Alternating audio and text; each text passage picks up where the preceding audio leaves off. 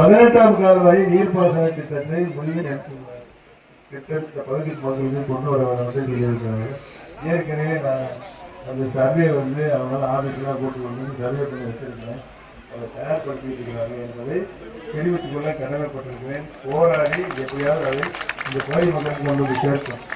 உங்களுக்குலாம் தெரியும், பெரியவங்களுக்குலாம் தெரியும். அவங்கள கூட கூட்டு போய் இந்த பகுதியெல்லாம் போட்டு வரலாம். ஒரு சின்ன கண்டல் மழை கரையாக நிற்குது. இந்த கடை அந்த கடலை எப்படி கரைக்கலாம்ங்கிறத திட்டப்பட்டு முல்லை பெரியாறு முறைகளில் அமைத்து பாண்டி கோயில் அருகில் குடிநீர் சம்பா அமைத்தார். இந்த முல்லை பெரியாறிலிருந்து தண்ணி இருக்கிறவங்க இந்த சம்மர்ல கோடை காலத்தில் ஒரு நிறைய காலங்களாக ருசி மாறுபடுவது பல காலங்கள் சொல்றாங்க. ஆக இந்த முல்லை பெரியாறு இருக்கிற தண்ணீரை சுத்திகரிப்பு செய்து அதை பாதுகாக்கப்பட்ட குடிநீராக மக்களுக்கு வழங்குவதற்கு நடவடிக்கை எடுக்கப்படும். ஜல்லிக்கட்டு மேடை இருக்குல்ல,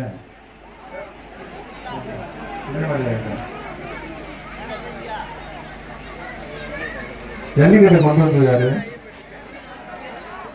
ஞாபகம் இருக்கா? சரி,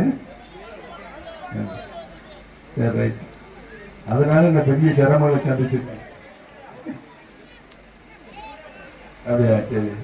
ஜல்லிக்கட்டு பாதுகாப்பாக, மக்களுடைய பாதுகாப்பாக எப்படி நடைபெறப்படுமோ அந்த அளவுக்கு ஒரு பெர்மனன்ட் ஜல்லிக்கட்டு மேடை அமைத்து தரப்படும் தெரிவிக்கிறேன்.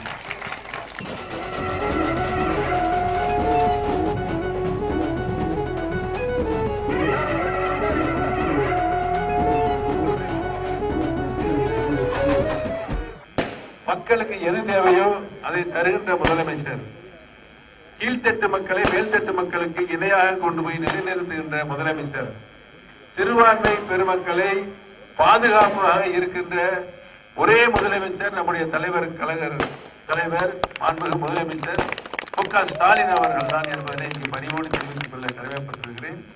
ஒரு மனிதனுக்கு உண்ண உணவு உடுத்த உடை இருக்க இருப்பிடம்.